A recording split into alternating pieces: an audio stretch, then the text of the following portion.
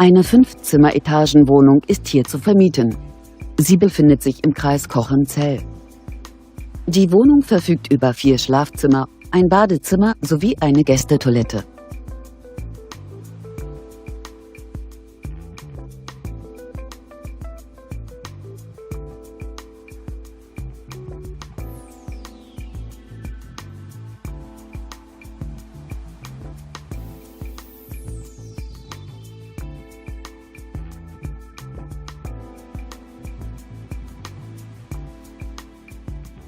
Die Etagenwohnung bietet eine Wohnfläche von ca. 129 Quadratmetern.